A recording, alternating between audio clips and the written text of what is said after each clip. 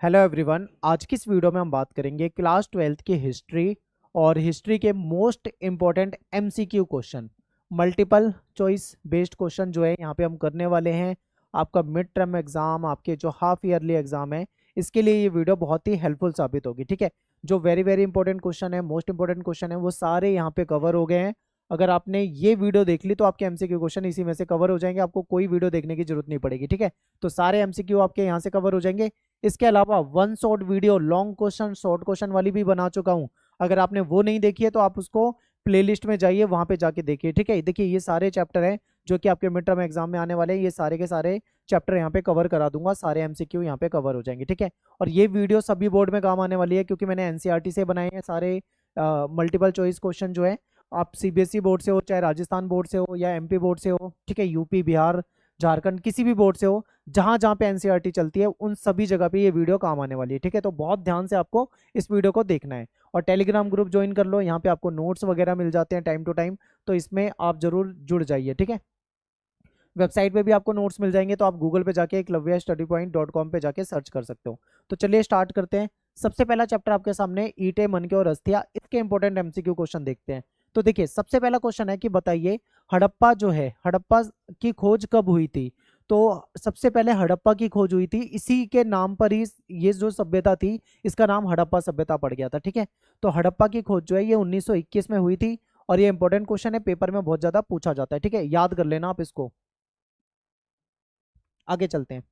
अगला क्वेश्चन है कि मोहनजोदड़ो की खोज कब हुई। पहले हुई थी हड़प्पा की खोज और हड़प्पा की खोज के बाद हुई है मोहनजोदड़ो। ठीक है, यानी कि 1922 में मोहनजोदड़ो की खोज जो है वो हो गई थी। ठीक है, अगले क्वेश्चन पे चलते हैं। नेक्स्ट क्वेश्चन है कि REM व्हीलर द्वारा हड़प्पा की खुदाई का जो काम है ये कब शुरू किया गया था। तो ये सन 1946 में शुरू कराया गया था। ये भी इंपॉर्टेंट क्वेश्चन है, पेपर में आया हुआ क्वेश्चन है, तो ये पूछा जाता है आपसे। ठीक है, अगले क्वेश्चन पे चलते हैं। अगला क्वेश्चन है कि हड़प्पा सभ्यता के लोग किस धातु के बारे में नहीं जानते थे। तो हड़प्पा सभ्यता के लोग जो थे वो लोहे के बारे में नहीं जानते थे। ठीक है, लोहा धातु वो नहीं जानते थे। अगले क्वेश्चन पे चलते हैं। हड़प्पा सभ्यता में जुते हुए खेत के प्रमाण जो है वो कहाँ से मिलते हैं। तो ध्यान से सारे ऑप्शन को देख लो। जो कालीबंगा है यहाँ से मिलते हैं। ठीक है, और ये कालीबंगा कहाँ पे है, राजस्थान में है। मैप में आपसे पूछा जाता है, ये मैप में भी पूछा जा सकता है, तो इसलिए आपके लिए ज्यादा इंपॉर्टेंट है, इसको याद करके जाना है। अगले क्वेश्चन पे चलते हैं। हड़प्पा सभ्यता में मनकों में छेद करने के उपकरण कहाँ पे मिले। तो मनकों में छेद करने के उपकरण कहाँ से मिलेंगे, सोचो। ऐसी जगह से मिलेंगे जहां पे शिल्प उत्पादन का कार्य होता होगा। तो शिल्प उत्पादन का कार्य निम्न में से कहां पे होता था, चहुंद्रों में होता था। ठीक है, तो सी ऑप्शन आपका यहाँ पे करेक्ट हो जाएगा। अगले क्वेश्चन पे चलते हैं। अगला क्वेश्चन है कि हड़प्पा लिपि लिखी जाती थी, यानी जो हड़प्पाई लिपि है वो कैसे लिखी जाती थी।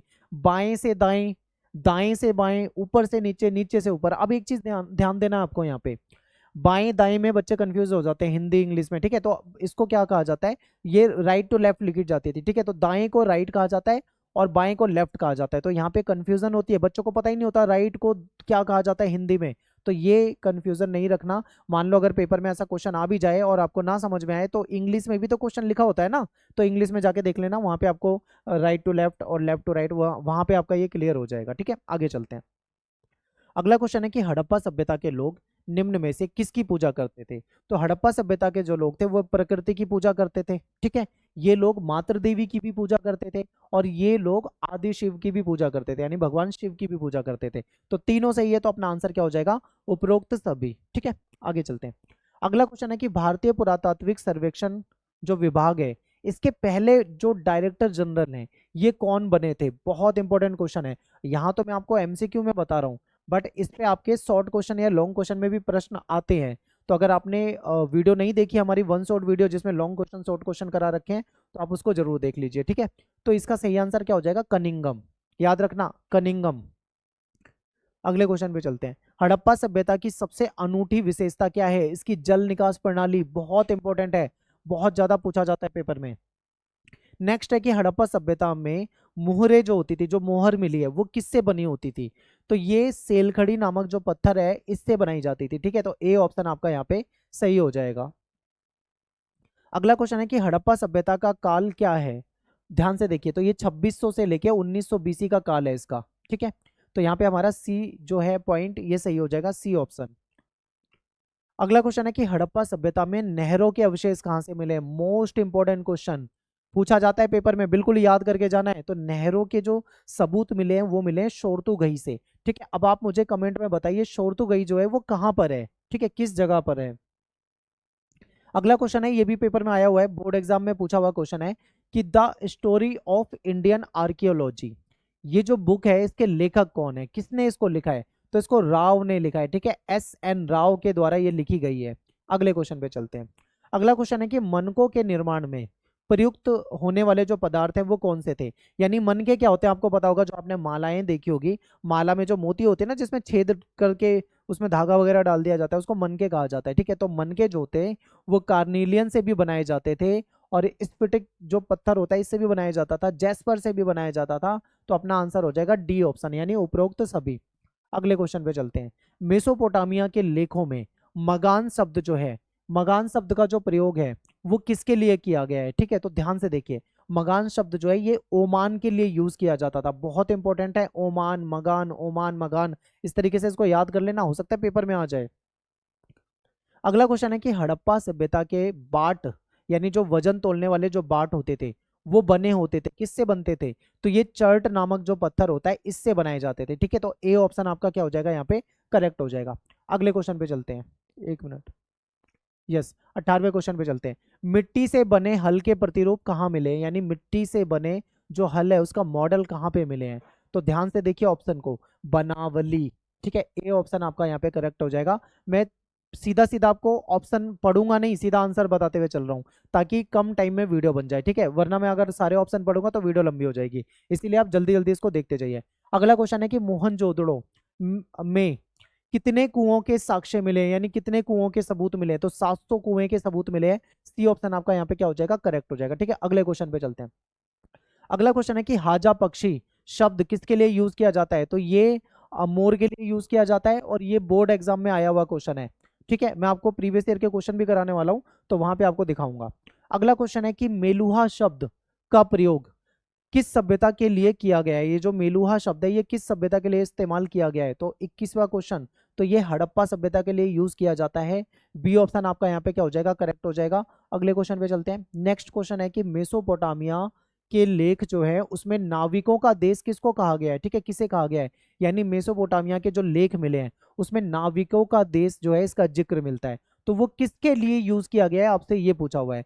तो ये मेलुहा के लिए यूज किया गया है। ठीक है, बी ऑप्शन आपका हो जाएगा।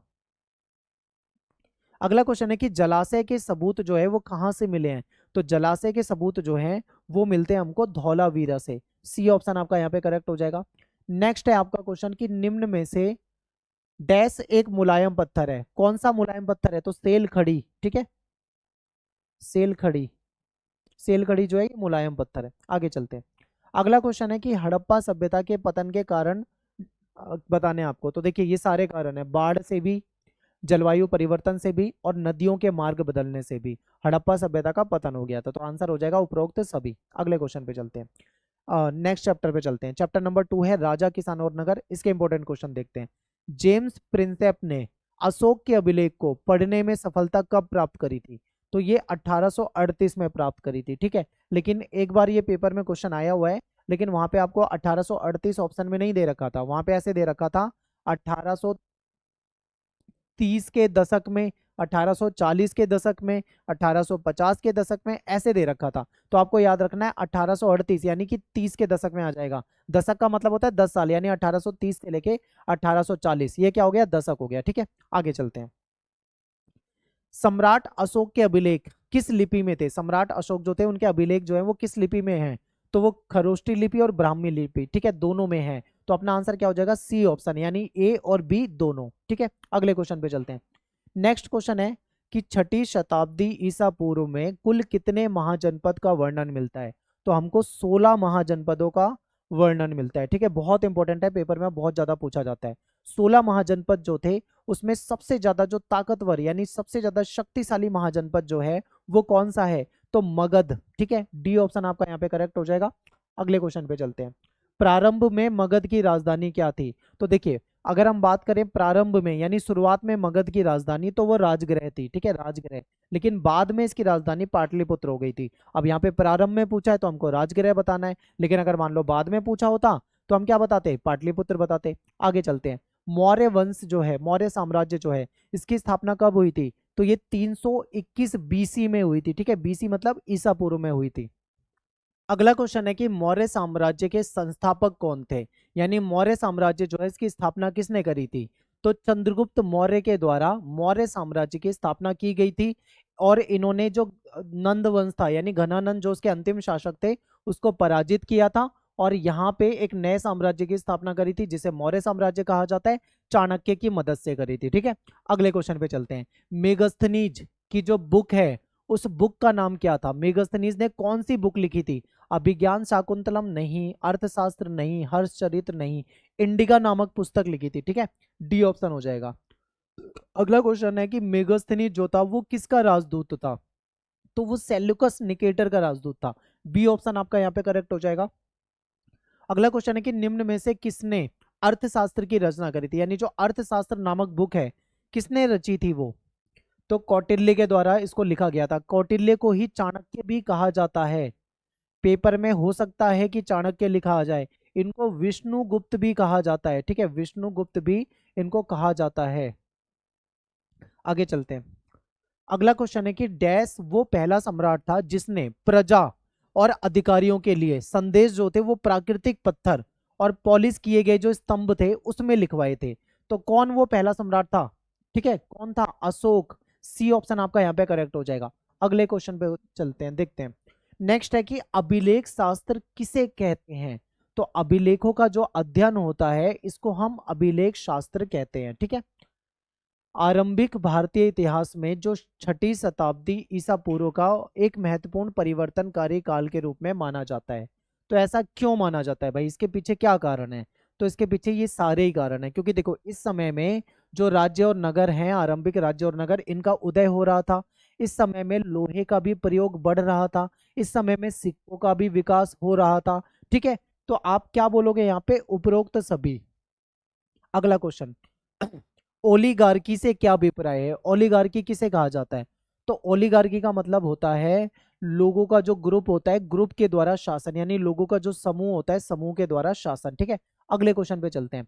अगला क्वेश्चन है कि कलिंग का संबंध किस राज्य से है? तो आज के समय में जो हम उड़ीसा पढ़ते हैं ना, उड़ीसा राज्य, वो कलिंग से संबंधित है, ठीक है। आगे चलते हैं।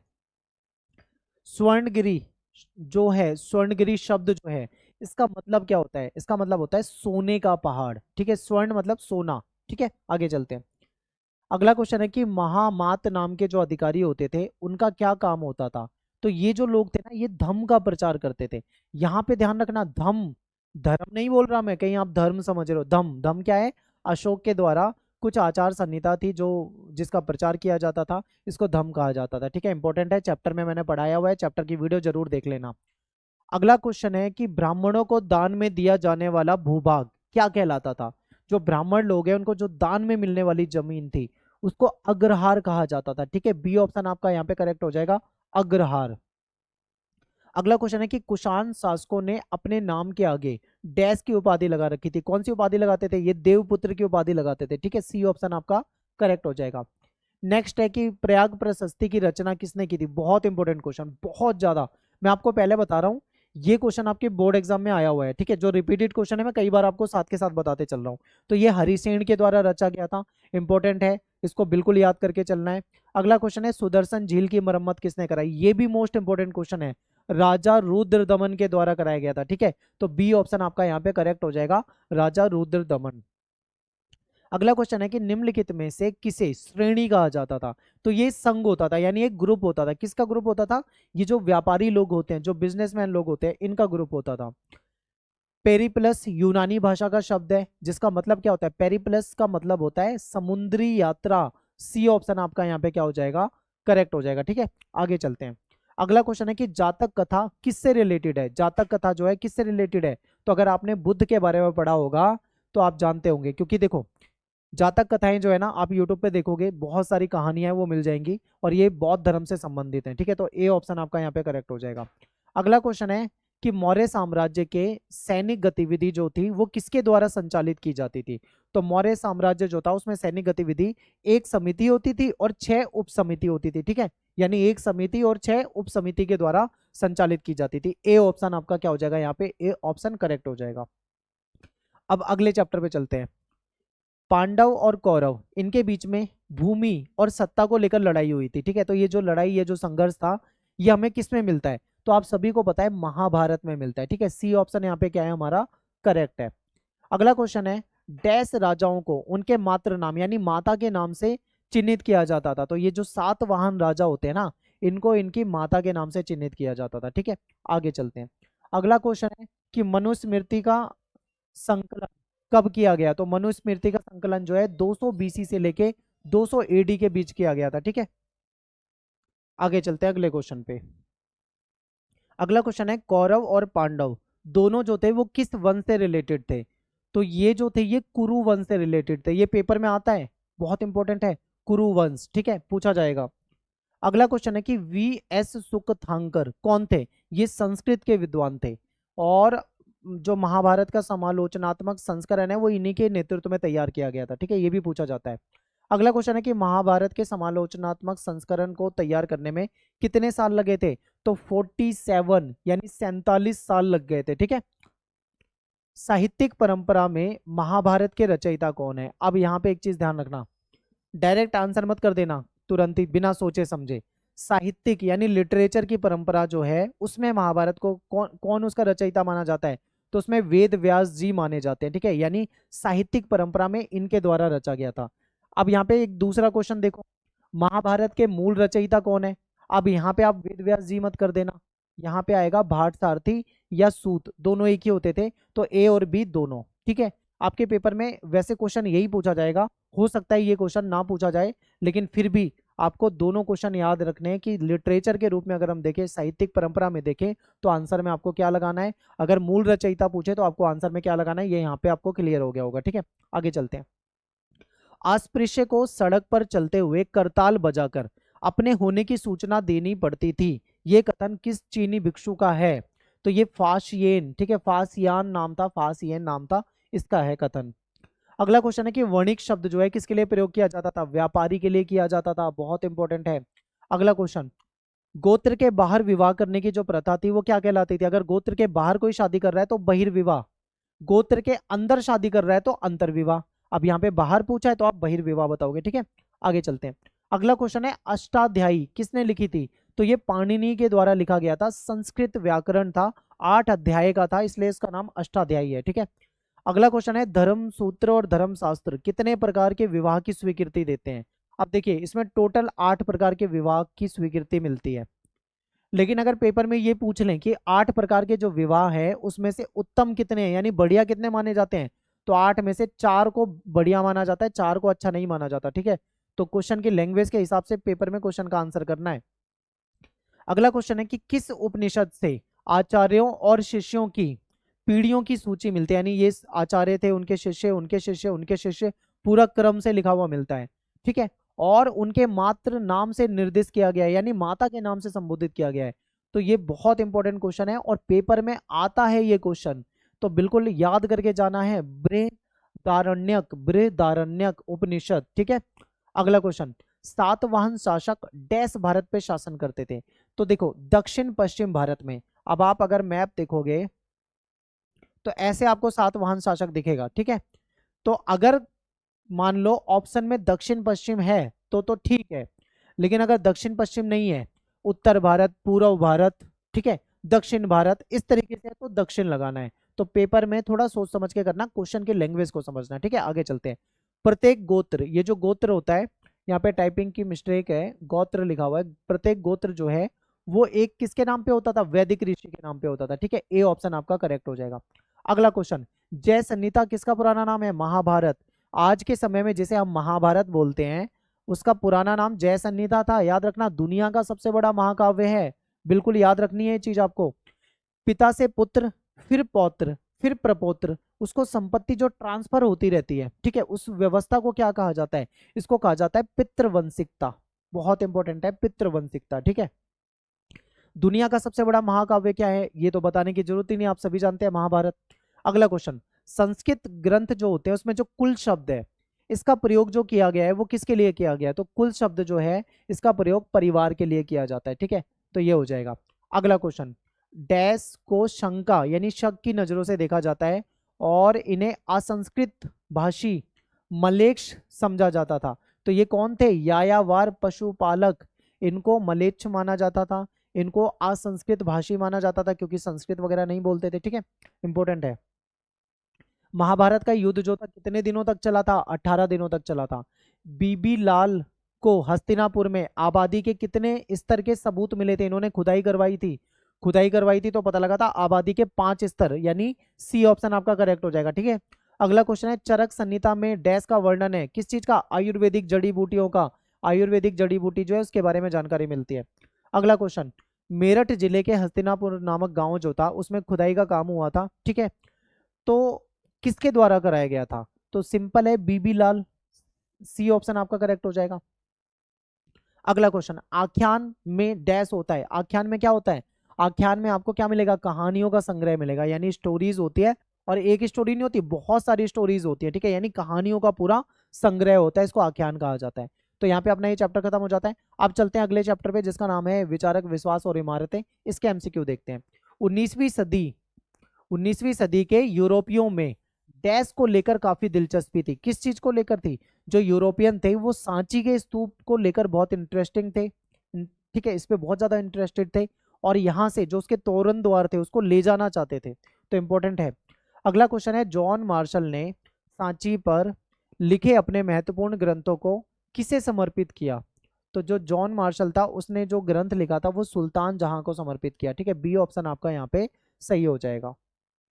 अगला क्वेश्चन है, डैश में पाई गई विचारधाराओं से पता चलता है कि लोग जीवन का अर्थ, मृत्यु के बाद जीवन की संभावना और पुनर्जन्म जो है इसके बारे में जानने के लिए काफी उत्सुक होते थे। ये आपको उपनिषद में जानकारी मिलती है। ठीक है, सी ऑप्शन आपका करेक्ट हो जाएगा। अगला क्वेश्चन है कि ईसा पूर्व प्रथम सहस्त्राब्दी का जो काल है वो विश्व इतिहास में महत्वपूर्ण मोड़ माना जाता है। क्यों माना जाता है भाई? क्योंकि इस समय में ईरान में जरथुस्त्र हुए, चीन में खुनगस्की हुए, ये भी ठीक है, यूनान में सुकरात, प्लेटो, अरस्तु हुए, ये भी ठीक है, भारत में महावीर, बुद्ध जैसे चिंतक का उद्भव हुआ, ये सारे ही ऑप्शन सही है। तो अपना आंसर क्या हो जाएगा? उपरोक्त सभी, यानी लास्ट वाला ऑप्शन आप लगा दोगे, उपरोक्त सभी। त्रिपिटक का संबंध किस धर्म से है? बहुत इंपॉर्टेंट है, त्रिपिटक का संबंध किस धर्म से है? तो बौद्ध धर्म से संबंधित है। ठीक है, अगला क्वेश्चन, किस दर्शन की सबसे महत्वपूर्ण अवधारणा है कि संपूर्ण विश्व प्राणवान है? यानी ये लोग जो है ना, ये भी मानते हैं कि पत्थर में भी प्राण है। ठीक है, हर चीज में प्राण मानते हैं। तो ये कौन सी दर्शन से रिलेटेड है? तो ये जैन दर्शन है, यानी जैन फिलोसफी है। ठीक है, जैन धर्म वालों की। अगला है कि वेदों के प्रभुत्व पर सवाल किसने उठाया है? तो देखो दोनों ने, महावीर ने भी और बुद्ध ने भी। तो आप क्या करोगे? सी ऑप्शन लगाओगे, महावीर और बुद्ध दोनों ने। आगे का क्वेश्चन, ऋग्वेद का संकलन कब हुआ? अब देखो ऋग्वेद का संकलन जो था वो वैदिक काल में हुआ था।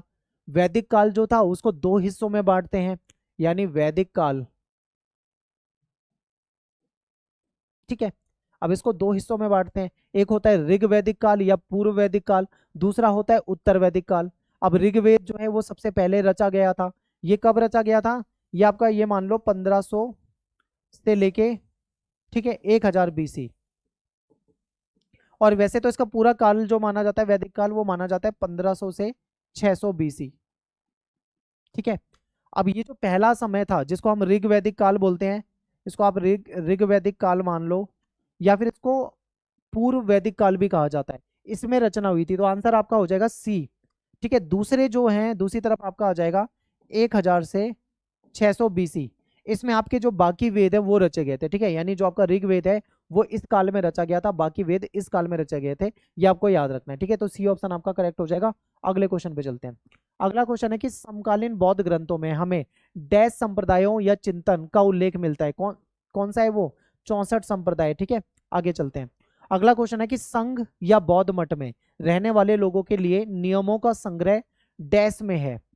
यानी जो बौद्ध मठों में रहा करते थे, जो भी भिक्षु वगैरह रहते थे, उनको वहां पे नियम बनाए हुए थे। तो वो नियम कहाँ पे मिलते हैं? विनय पिटक में। ठीक है, ए ऑप्शन आपका यहाँ पे क्या हो जाएगा? सही हो जाएगा। जैन धर्म के संस्थापक कौन है? तो स्वामी ऋषभ देव।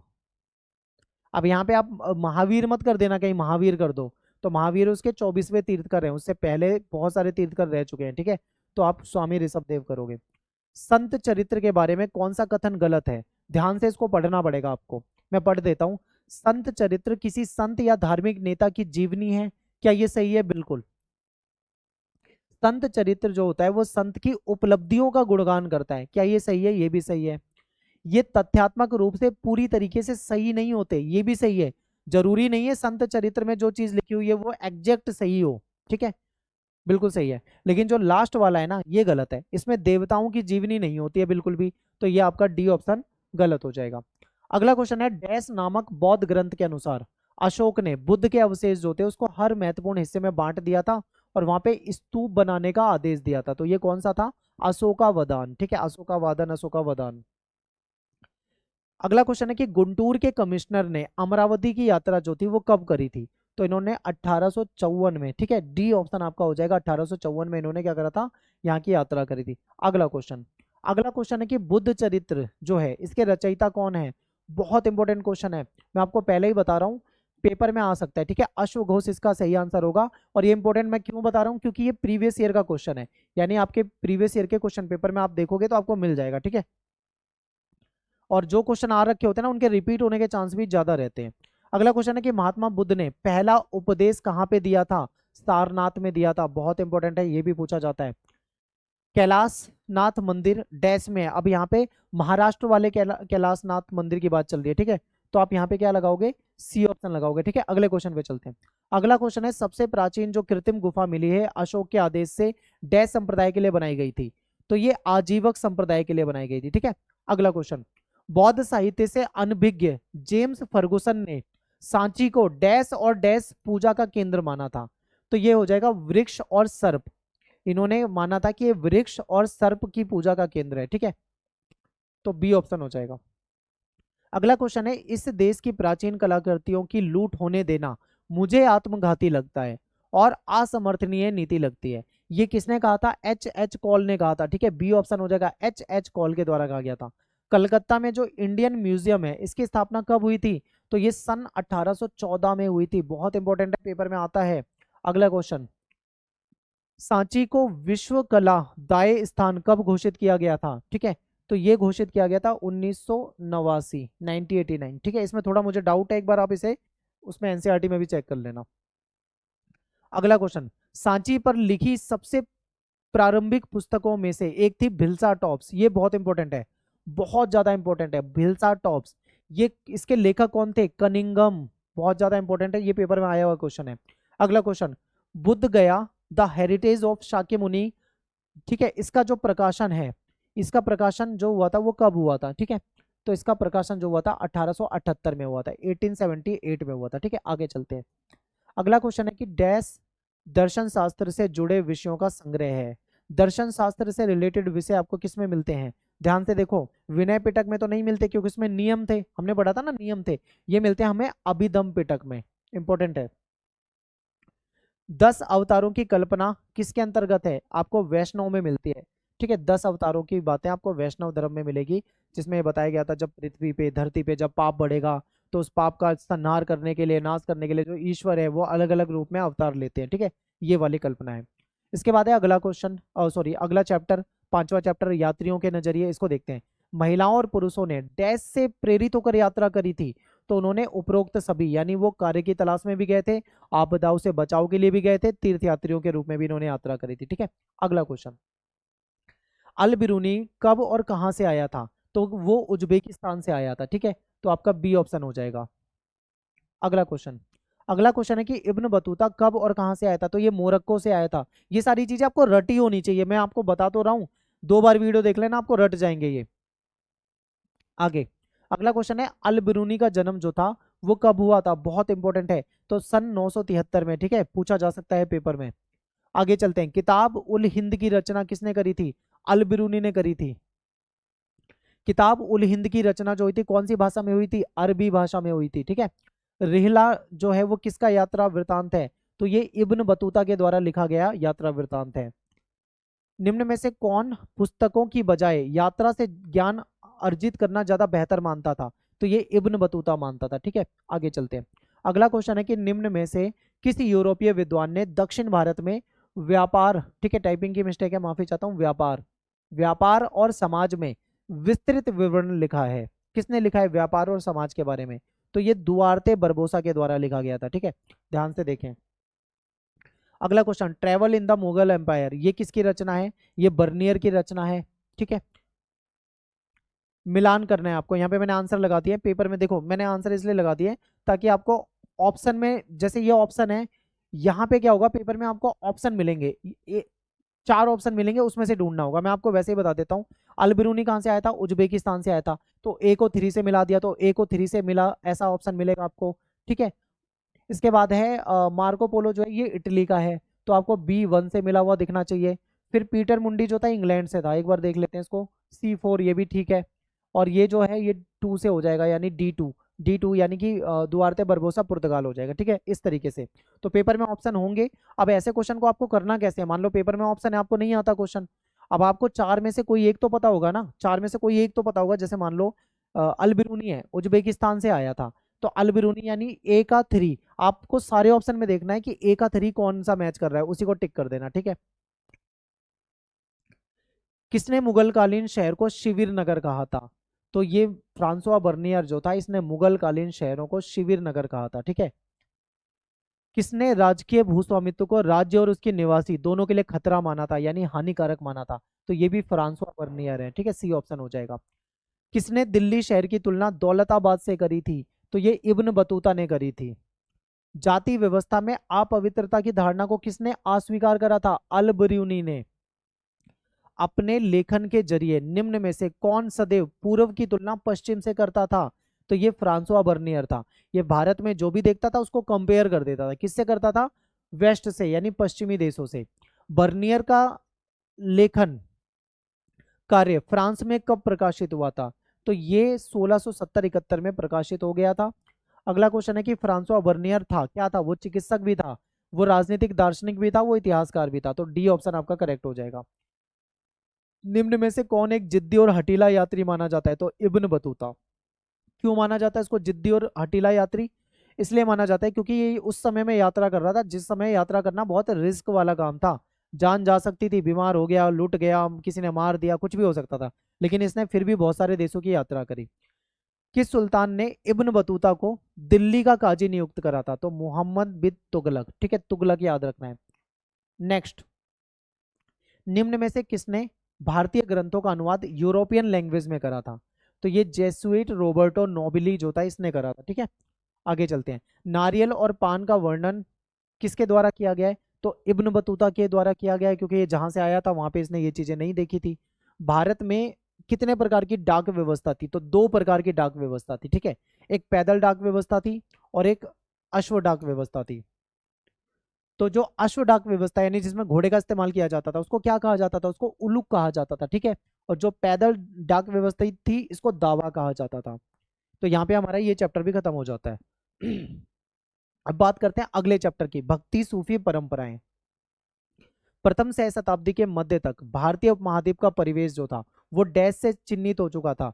तो इस समय स्तूप भी थे देश में, मंदिर भी थे, विहार भी थे। तो अपना आंसर हो जाएगा उपरोक्त सभी। ठीक है, पुरी उड़ीसा 12वीं शताब्दी तक आते आते यहाँ के मुख्य देवता जो है वो डैश को विष्णु के एक स्वरूप के रूप में माना जाने लगा था, तो ये जगन्नाथ हो जाएंगे। ठीक है, 12वीं शताब्दी में कर्नाटक में एक नवीन आंदोलन का उद्भव हुआ था जो एक ब्राह्मण के द्वारा किया गया था, इसका नाम था बासवन्ना। ठीक है, ए हो जाएगा। अगला है कि 20वीं शताब्दी में समाजशास्त्री रॉबर्ट रेडफील्ड के द्वारा एक कृषक समाज के बारे में, उसके आचरण के बारे में वर्णन किया था। उसके लिए 2 शब्द यूज किए जाते थे, इसको महान और लघु कहा गया था। ठीक है, देवी की उपासना डैश से पोते गए पत्थर के रूप में की जाती थी, सिंदूर से पोते गए पत्थर के रूप में। ठीक है, देवी की आराधना पद्धति को डैश के नाम से जाना जाता था, तो इसको तांत्रिक तांत्रिक पूजा पद्धति कहा जाता है। निम्नलिखित में से कौन कलाचुरी राजा के दरबार में मंत्री थे? तो ये बासवन्ना थे। ठीक है, टाइपिंग की मिस्टेक है, माफी चाहता हूँ, बासवन्ना, यहाँ पे बसवन्ना लिखा हुआ है। वैदिक सत्य की अवहेलना कौन करते थे? तो जो तांत्रिक आराधना में लगे हुए थे वो करते थे। ठीक है, भक्ति परंपराओं में देवताओं और भक्तजन के बीच में बिचौलिए का काम कौन करता है? ब्राह्मण करते हैं। धर्म के इतिहासकार जो थे वो भक्ति परंपरा को कितने वर्गों में बांटते हैं? 2 वर्गों में बांटते हैं, एक तो है सगुण, एक है निर्गुण। सगुण भक्ति के अनुसार डैश की आराधना की जाती है, तो इसमें शिव और विष्णु की और उनके अवतारों की जाती है, देवियों की भी आराधना करी जाती है, मूर्त रूप यानी मूर्ति के रूप में भी पूजा की जाती है। तो आंसर हो जाएगा उपरोक्त सभी। निर्गुण भक्ति जो होता है उसके अनुसार कैसे आराधना की जाती है? मूर्ति पूजा नहीं होती है निर्गुण भक्ति में, निराकार ईश्वर की पूजा होती है, ठीक है, और अमूर्त रूप में आराधना की जाती है, यानी ए और सी सही है, तो अपना आंसर हो जाएगा डी ऑप्शन। प्रारंभिक भक्ति आंदोलन लगभग डैश में शुरू हुए थे, 6ठी शताब्दी, इंपॉर्टेंट है। निम्नलिखित में से कौन विष्णु भक्त थे? तो अलवार जो होते थे वो विष्णु भक्त होते थे, ठीक है, मैं जल्दी जल्दी इसलिए बता रहा हूं ताकि जल्दी आपका वीडियो खत्म हो जाए। निम्नलिखित में से कौन शिव के भक्त थे? जो नैनार होते थे ये शिव के भक्त होते थे। अलवार और नैनार संतों की रचनाओं को डैश के बराबर ही महत्वपूर्ण बताया गया है, इनको वेदों के बराबर ही महत्वपूर्ण बताया गया है, ठीक है। अगले क्वेश्चन पे चलते हैं।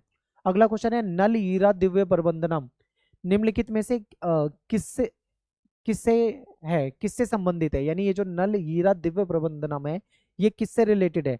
तो जो अलवार संत थे इनका काव्य संकलन है, ठीक है, अलवार संतों के द्वारा रचा गया। अगला क्वेश्चन, निम्नलिखित में से किस काव्य संकलन को तमिल वेद माना जाता है? तो इसी को तमिल वेद के रूप में देखा जाता है, ठीक है। अगला क्वेश्चन, अंडाल नामक जो स्त्री थी वो स्वयं को किस देवता की प्रेयसी मानकर अपनी प्रेम भावनाओं को छंदों में व्यक्त करती थी? तो ये अपने आप को भगवान विष्णु की प्रेयसी मानती थी, ठीक है। निम्नलिखित में से किस नैनार स्त्री ने कठोर तपस्या का मार्ग अपनाया था? तो करई काल अम्मैयार इसका नाम था। निम्नलिखित में से किन सम्राटों ने ब्राह्मण और भक्ति परंपरा को समर्थन दिया था? विष्णु और शिव के मंदिर बनवाए थे, तो चोल, ठीक है, चोल सम्राट थे ये। निम्नलिखित में से कौन से शिव मंदिर चोल सम्राटों की मदद से बने थे? तो ये तीनों, चिदम्बरम का भी हो गया, तंजावुर भी हो गया और गंगे कोड चोलापुरम भी हो गया, तो ये तीनों हो जाएंगे, डी ऑप्शन आपका हो जाएगा। अलवार और नैनार संत डैश कृषकों के द्वारा सम्मानित होते थे? तो ये वेल्लाल कृषक जो होते थे उनके द्वारा सम्मानित होते थे, ठीक है। तवरम ग्रंथ का संबंध है, तवरम ग्रंथ क्या है? तवरम ग्रंथ जो है इसमें आप देखोगे तो जो भगवान शंकर है, भगवान शिव हैं, इनकी जो भजन होते हैं उसका संकलन था, ठीक है। किस चोल सम्राट ने संत कवि अपार संबंधरम सुंदरार की धातु प्रतिमा एक शिव मंदिर में स्थापित करवाई थी? इनका नाम था परांतक प्रथम, डी ऑप्शन हो जाएगा। बासवन्ना के अनुयायी क्या कहलाते थे? ये लिंगायत भी कहलाते थे, शिव के वीर यानी वीर शैव भी कहलाते थे, लिंग धारण करने वाले भी कहलाते थे, तो आंसर हो जाएगा उपरोक्त सभी। निम्नलिखित में से किसका संबंध वीर शैव परंपरा से नहीं है? ये लोग मृतकों को दफनाते थे, बिल्कुल ठीक है। जाति प्रथा का विरोध करते थे, बिल्कुल ठीक है। पुनर्जन्म पर विश्वास नहीं करते थे, ये भी ठीक है। लेकिन ये लोग विधवा का जो पुनर्विवाह है उस पर रोक नहीं लगाते थे, बल्कि उसको सही मानते थे। ये इस्लाम का ज्ञाता क्या कहलाता है? उलमा कहलाता है, ठीक है। नेक्स्ट, अरब व्यापारी जो थे, अरबी व्यापारी जो थे वो समुद्र के रास्ते पश्चिम बंदरगाहों तक आए थे। कब आए थे? प्रथम सहस्त्राब्दी ईस्वी में आए थे, ठीक है। आगे, मोहम्मद बिन तुगलक जो है वो मोहम्मद बिन कासिम जो है वो सिंध को कब जीतकर उसको उसने खलीफा के क्षेत्र में शामिल कर लिया था? 711 में, ठीक है, बहुत इंपॉर्टेंट है, पूछा जाता है पेपर में। जजिया कर जो है वो लगाया जाता था, किस पे लगाया जाता था? जो गैर मुस्लिम होते थे, यानी मुसलमानों को छोड़कर कोई भी धर्म का व्यक्ति हो उस पर टैक्स लगा दिया जाता था। सूफीवाद के लिए इस्लामी ग्रंथों में डैश शब्द का इस्तेमाल किया जाता है? तसव्वुफ शब्द का इस्तेमाल किया जाता है, ठीक है, तसव्वुफ। कुछ आध्यात्मिक लोगों का रहस्यवाद और वैराग्य की ओर झुकाव बढ़ा था, जो डैश कहलाते थे। इनको क्या कहा जाता था? इनको सूफी कहा जाता था, ठीक है, सूफी। अगला क्वेश्चन, शेख निजामुद्दीन औलिया की दरगाह डैश में स्थित थी? कहाँ पे स्थित थी? तो शेख निजामुद्दीन की जो दरगाह है वो दिल्ली में है, ठीक है। शेख मोइनुद्दीन चिश्ती है, इनकी दरगाह कहाँ पे? अजमेर में है, ये बहुत फेमस है, पूछा जाता है पेपर में। पद्मावत के रचयिता कौन है? मलिक मोहम्मद जायसी। कबीर की वाणी जो है वो कितनी विशिष्ट परिपाटियों में आपको संकलित मिलती है? 3 विशिष्ट परिपाटियों में, बहुत इंपॉर्टेंट है, पूछा जाता है। कबीर को भक्ति मार्ग दिखाने वाले गुरु कौन थे? गुरु रामानंद, ये भी बहुत पूछा जाता है। बाबा गुरु नानक को ने डैश भक्ति का प्रचार करा था? निर्गुण भक्ति का इन्होंने प्रचार करा था, ठीक है। रैदास किसके गुरु थे? तो मीराबाई के गुरु थे, इनको रविदास भी कहा जाता है। अब बात करते हैं 7वें चैप्टर की। 7वें चैप्टर में सबसे पहला क्वेश्चन है कि विजयनगर का अर्थ है क्या है? इसका मतलब होता है विजय का शहर, ठीक है, ए ऑप्शन आपका यहाँ पे करेक्ट हो जाएगा। अगला क्वेश्चन है कि राक्षसी तांगड़ी जो युद्ध था ये कब हुआ था? तो ये 1565 में हुआ था, ये बहुत इंपॉर्टेंट है, पेपर में कई बार पूछा हुआ है, ठीक है। अगले क्वेश्चन पे चलते हैं। राक्षसी तांगड़ी युद्ध में विजयनगर की सेना जो थी उसको किसकी संयुक्त सेनाओं से करारी हार मिली थी, यानी शिकस्त मिली थी? तो बीजापुर, अहमदनगर और गोलकुंडा, ये तीनों सेनाएं आपस में मिल गई थी और इन्होंने आक्रमण कर दिया था विजयनगर साम्राज्य पे, ठीक है। तो ये आपका डी ऑप्शन हो जाएगा। अगला क्वेश्चन, न्यायंकर जो व्यवस्था है वो किस साम्राज्य से संबंधित है? तो ये विजयनगर साम्राज्य से संबंधित है। फारस के शासक के द्वारा भेजा गया जो दूत था जिसका नाम था अब्दुल रज्जाक, ये विजयनगर में आया था। तो ये कौन सी चीज को देखकर बहुत हैरान हुआ, बहुत ज्यादा प्रभावित हुआ? तो जब ये यहाँ पे आया तो इसने यहाँ पे किलेबंदी देखी, और किलेबंदी को देखकर ये बहुत ज्यादा हैरान हो गया था, ठीक है। आगे चलते हैं। अमरनायक कौन होते थे? तो ये सैनिक कमांडर होते थे, ठीक है। नेक्स्ट, हम्पी शब्द का आविर्भाव जो है वो कहाँ से हुआ है? तो हम्पी शब्द जो है यहाँ की जो मातृ देवी होती थी पंपा देवी, इनसे निकला है, ठीक है। तो बी ऑप्शन आपका करेक्ट हो जाएगा। अगला क्वेश्चन है कि निम्नलिखित में से किस साम्राज्य को 1565 में आक्रमण करके लूट लिया गया? तो ये विजयनगर साम्राज्य था। हम्पी के भग्नावशेष कब और किसके द्वारा प्रकाश में आए? तो ये 1800 हो जाएगा, कॉलिन मैकेंजी, ठीक है। 1800 कॉलिन मैकेंजी, तो ये ए ऑप्शन आपका ठीक हो जाएगा। अगला क्वेश्चन है कि किसने विजयनगर साम्राज्य के स्थान का पहला सर्वेक्षण मानचित्र तैयार किया था? ठीक है, तो ये कॉलिन मैकेंजी के द्वारा तैयार किया गया था। नेक्स्ट देखते हैं, कॉलिन मैकेंजी कौन था? तो ये एक इंजीनियर था, ठीक है, ये एक सर्वेक्षक भी था और ये एक मानचित्रकार भी था। तो डी ऑप्शन हो जाएगा उपरोक्त सभी।